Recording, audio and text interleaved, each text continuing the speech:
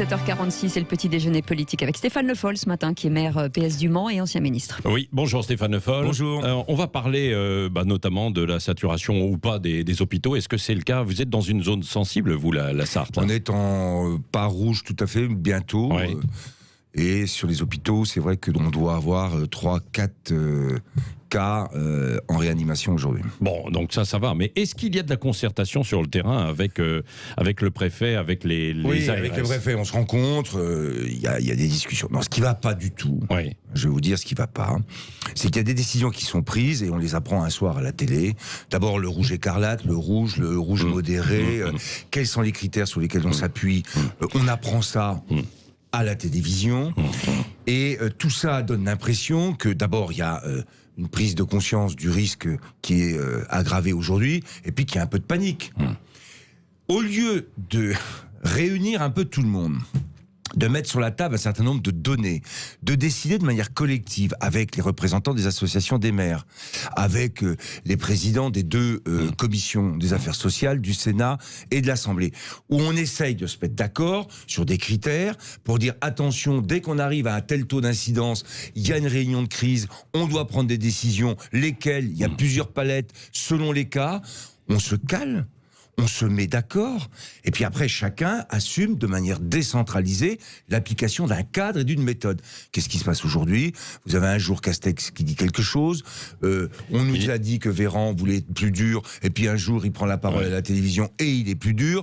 Les ARS, qu'est-ce qu'elles font? Elles appliquent la politique du ministère de la Santé, sans discuter, et hop, elles disent au préfet, il faut faire ci, il faut faire ça. Et là, depuis 1 mois, moi, j'ai pas eu de réunion avec le préfet, et hier soir, il y a un arrêté du préfet sur la limitation à 30 dans tout ce qui est sphère privée, restaurant et tout ça. Je l'ai appris, je sortais, et c'était déjà sorti, l'arrêté dans la presse. Ouais. Je me dis, mais qu'est-ce que c'est que ce bazar? Donc c'est chaotique, quoi. La gestion est chaotique.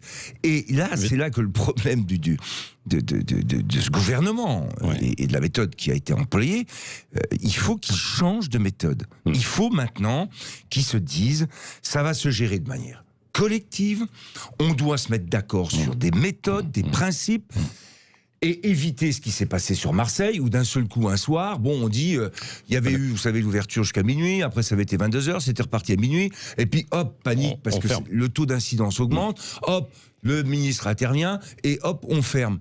Mais tout ça, on doit le discuter avant. On doit avoir une méthodologie. Les taux d'incidence, tout le monde connaît maintenant. Qu'est-ce que c'est? À plus de 50 sur 100 000, qu'est-ce que ça donne? Qu'est-ce qu'on doit faire si on est au-delà? Les lits en réanimation. Et puis sur quels critères, à partir de là, une fois qu'on a les critères, sur quoi on joue? Et on essaye de jouer collectivement. Là, ce qui devient insupportable, c'est ce côté, ça va, ça vient, ça descend. Donc l'urgence, Stéphane Le Foll, si je vous suis, c'est vous demandez une réunion régulière. Je demande d'abord une réunion de calage de la méthode et sur les critères. Réunion avec qui alors? Au niveau du Premier ministre. Ouais. Et je vous le dis, il y a des assemblées, des représentatives des collectivités locales aujourd'hui. Bon. Elles sont les maires, l'AMF et les maires des grandes villes. Enfin, il y a plusieurs associations. Réunion avec elles. Et les présidents des commissions des affaires sociales du Sénat, de l'Assemblée nationale. Et le Premier ministre et son ministre de la Santé. Quelles sont les données scientifiques aujourd'hui? Sur quoi on s'appuie pour prendre des décisions? À quel niveau de tels critères, on doit prendre une palette de décisions adaptée à chacun des territoires. Une fois qu'on a fait ça, chacun rentre. Les préfets, comme les maires, savent dans quel cadre on est, et une fois que c'est comme ça, à ce moment-là, on l'applique de manière décentralisée, mais de manière concertée, et de manière en sachant ce que l'on fait. Là, aujourd'hui, ça vient. Je vais vous donner un autre exemple. Quand on est passé des tests sur les symptomatiques à « faut tester tout le monde ». À la mairie du Mans, on nous a demandé d'ouvrir des salles pour pouvoir tester. Très bien, on l'a fait. Résultat, 15 jours, 3 semaines après, on revient à des tests sur plutôt les symptomatiques. Bon, très bien. Nos salles, qu'est-ce qu'on en fait? On les retire. Quelle est la politique des tests demain? On doit en discuter. Comment on fait? Il y a un manque de concertation. Bon, très clair. Et alors, Jean Castex, est-ce que c'est l'homme qui tient la baraque? Est-ce que c'est l'homme des territoires? Parce qu'on le présente comme l'homme des territoires. Écoutez, l'homme des territoires, il a un peu disparu, là. Ah oui. Il faudrait qu'il revienne. On a bien vu que c'était Véran qui avait repris. je ne sais pas si c'est la main, mais qui avait voulu montrer qu'il était, lui, dans la prise de conscience de la montée de la Covid et donc des décisions difficiles. On a quand même rajouté un conseil scientifique avec un président du conseil scientifique qui un jour nous avait annoncé qu'il faudra prendre des décisions difficiles. Ces gens-là parlent. Ensuite, on attend. Il y a des commentaires de tous, des médecins, des scientifiques, médecins que je vois maintenant, tous arriver avec le masque, même quand ils sont à la radio ou à la télévision, alors qu'il y a 3 semaines, ils venaient pas avec. J'ai bien compris qu'ils voulaient parler pour faire prendre conscience. Enfin, ça sert à quoi d'avoir cette espèce d'organisation, de scénographie, alors qu'on devrait se mettre autour d'une table sérieusement et faire en sorte qu'on lutte collectivement, mais en même temps, sans être dans la démonstration tout le temps, mais sérieusement. Et à propos de scénographie, est-ce qu'il y en a de la part de la ministre de l'Environnement, Barbara Pompili? Parce que vous êtes assez sensible à toutes ces questions aussi, en étant ancien ministre de l'Agriculture. Je vais vous dire quelque chose sur Barbara Pompili. Allez-y. Non, mais allez-y, dites-moi. Non, mais la question, c'est est-ce qu'elle prend les bonnes décisions, là, en ce moment, ou est-ce que ce sont des mesures gadgets, un peu comme certains maires et écolos?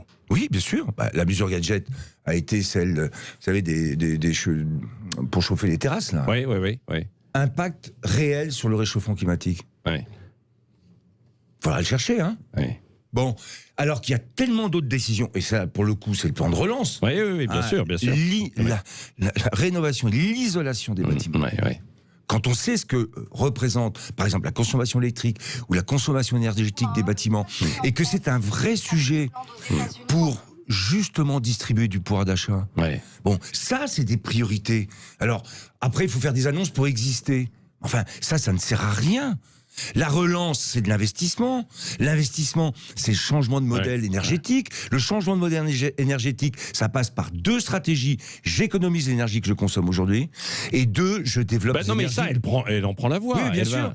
Mais ajouter il y a d'autres endroits d'autres secteurs où elle ne va pas assez vite, selon vous, alors? Non, mais c'est pas ça. C'est pas que ça va assez vite. C'est une ligne directrice. Il faut quand même se rendre compte que depuis 3 ans. Sur ces questions-là qui sont essentielles, il a fallu attendre 3 ans, un plan de relance et la Covid pour avoir ces mesures. C'est ça qui me paraît incroyable. Alors après, deuxième exemple, Barbara Pompili, les betteraves et les néonicotinoïdes. Elle avait voté comme députée l'interdiction des néonicotinoïdes quand on était encore dans la majorité en 2016. Et moi, j'étais ministre de l'Agriculture et j'avais dit, écoutez, c'est pas comme ça qu'il faut faire. Et j'avais fait voter ce que j'appelais les certificats d'économie de phytosanitaire, qui était un mécanisme qui, sur 5 ans, obligeait ceux qui vendent de la chimie à promouvoir des alternatives et à baisser leur vente de chimie de 20%. C'était un processus, et si vous n'avez pas baissé de 20%, vous serez taxé. Ça s'appelait les certificats d'économie de phytosanitaire. Qu'est-ce qu'a fait la majorité quand elle est arrivée? Et j'avais été voir Nicolas Hulot pour lui dire, je te demande qu'une chose. Sauve ce mécanisme des certificats d'économie phytosanitaire. Parce que c'est l'obligation et la mise en route d'un mécanisme pour promouvoir les alternatives à la chimie. Qu'est-ce qu'ils ont fait?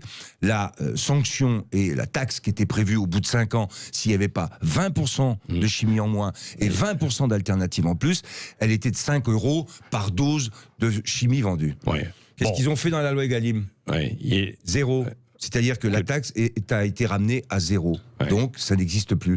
Alors, la même qui après dit, il n'y a pas eu d'alternative depuis 4 ans, eh bien, elle devrait se rappeler qu'elle a fait une erreur avec cette majorité, Nicolas Hulot compris, de ne pas défendre ça. Oui, on voit que donc vous n'êtes pas convaincu par Barbara Pompili. Est-ce que vous êtes convaincu justement par une alliance possible avec les Verts pour 2022, avec le PS? Moi, je suis convaincu d'une chose. Parce qu'il nous reste 2 minutes 30. Je suis convaincu d'une chose. C'est que quand on veut gagner, il faut avoir un projet. Et il faut avoir un projet compris, qui s'adresse, pour la présidentielle comme pour toute élection, à une majorité de Français et de Françaises.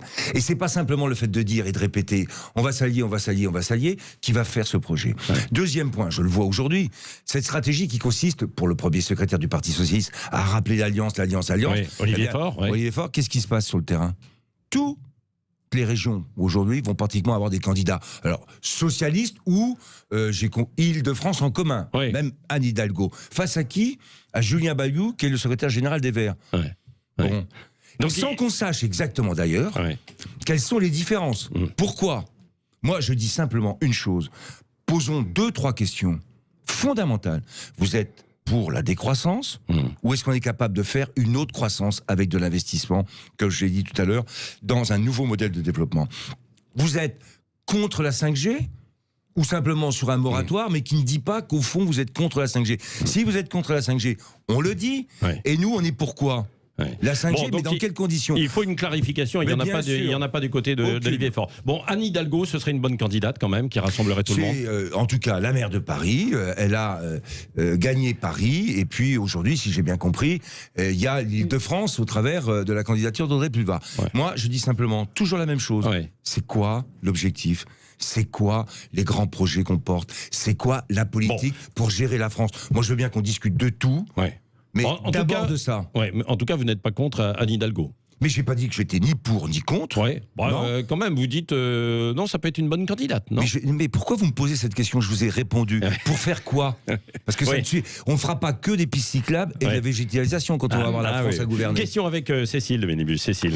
Oui, on a l'impression que vous avez envie de vous engager. Est-ce que vous allez soutenir Olivier Faure à sa succession, justement J'ai dit que je ne participerai pas au congrès. Je reste socialiste. Parce que ce congrès, c'est quoi ? C'est un dépôt, je crois, des motions, comme on dit, le 23 octobre, et puis un vote le 20 décembre. C'est pas de débat. C'est un congrès, j'allais dire, de soi-disant statutaire, mais surtout pour reconduire la direction. Très bien, moi, ça m'intéresse pas. Mais pourquoi vous vous présentez pas ? Mais je l'ai déjà fait. Oui. Et là ? Et j'ai été battu. Et là ? Donc je vais pas recommencer. Mais pourquoi pas ? Mais parce que... Moi, j'ai autre chose. D'abord, je suis maire du Mans maintenant. J'ai envie de travailler sur le fond et j'ai pas envie de me relancer dans un débat de congrès avec combien de militants qui restent au Parti Socialiste aujourd'hui ? Je sais même pas. Il est mort, le PS ? Il est pas mort. Les idées. Il y a des choses qui. Regardez ce qui s'est passé au municipal. Je vois d'ailleurs que la direction prend les victoires des municipales pour une victoire de la stratégie des municipales. Enfin, sauf que la plupart des maires qui ont gagné, c'était des maires implantés. Donc vous allez lâcher l'affaire ? Moi, le congrès, je l'ai dit, je n'irai pas au congrès du Parti Socialiste. Merci. Stéphane Le Foll, maire PS du Mans et ancien ministre, était ce matin l'invité de Sud Radio. Merci. 7h58.